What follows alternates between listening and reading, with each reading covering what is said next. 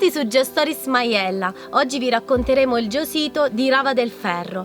Siamo nel comune di Santa Eufemia a Maiella, in provincia di Pescara, all'imbocco del sentiero B5 che conduce fino a Monte Amaro, 2793 metri sul livello del mare, la vetta più alta del nostro geoparco e la seconda vetta dell'Appennino. Oggi le rocce saranno le protagoniste della nostra geostoria che ci racconteranno di un mare vecchio milioni di anni.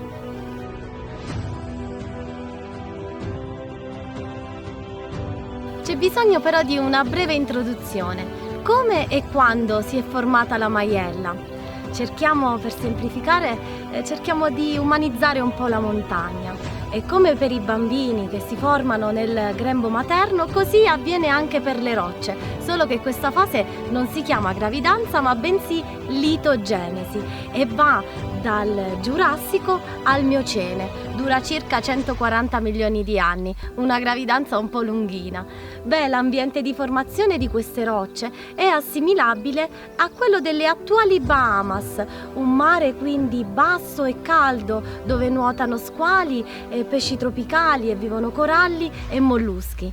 In geologichese questo ambiente di formazione si chiama di piattaforma carbonatica e come direbbe Noel James, qui i carbonati nascono, a differenza di altre rocce che invece si formano per disgregazione di altri materiali e nascono dalla precipitazione chimica del carbonato di calcio e grazie all'azione anche di alcuni organismi. E così si formano circa 2 chilometri di spessore di rocce carbonatiche.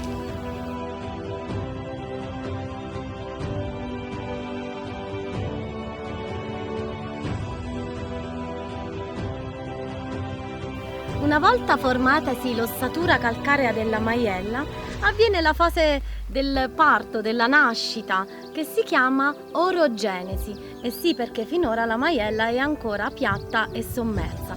E solo in seguito all'azione delle spinte tettoniche la Maiella inizia a sollevarsi. Siamo nel Pliocene a circa 5 milioni di anni fa.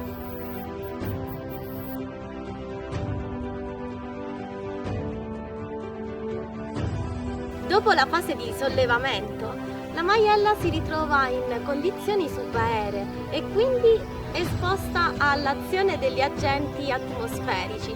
Inizia così la fase, dell'invecchiamento, ovvero della morfogenesi. Solo che invece delle rughe si formano le forre, i nostri splendidi valloni, circhi glaciali e le rave. Rava infatti significa piccola frana. Pallone con rocce franate all'interno.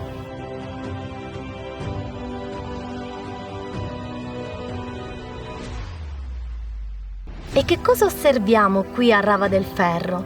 Ci sono proprio quelle rocce della piattaforma carbonatica del Cretaceo, con dentro dei testimoni di quella vita marina. Sono dei fossili di gasteropodi, animali bentonici che vivevano appunto sul fondo marino.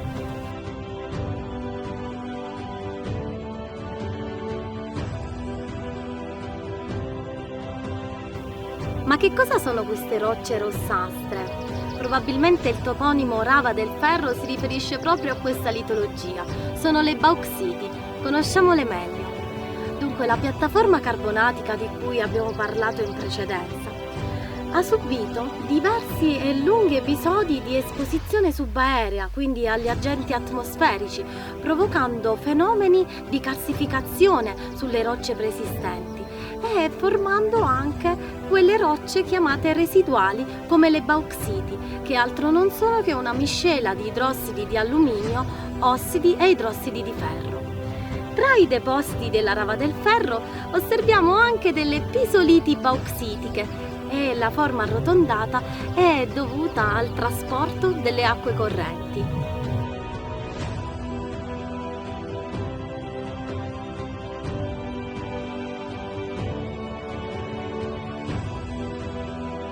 Ci siamo spostati di poche centinaia di metri rispetto al geosito della Rava del Ferro per raggiungere un altro geosito, quello dei depositi detritici di lama bianca e addiaccio della chiesa.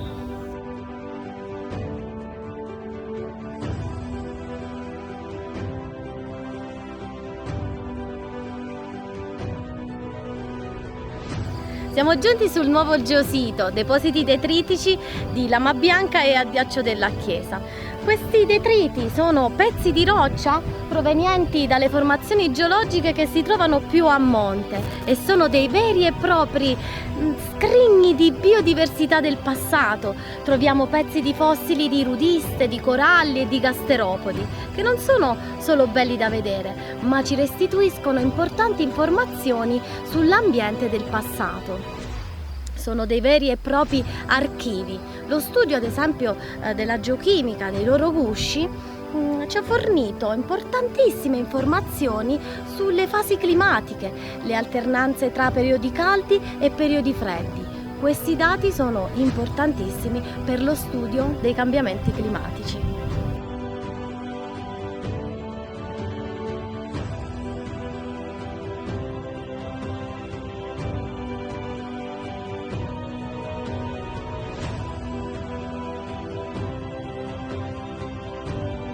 Finisce qui questa GeoStories, ma continuate a seguirci per non perdere le altre GeoStories Maiella alla scoperta del nostro Geoparco UNESCO.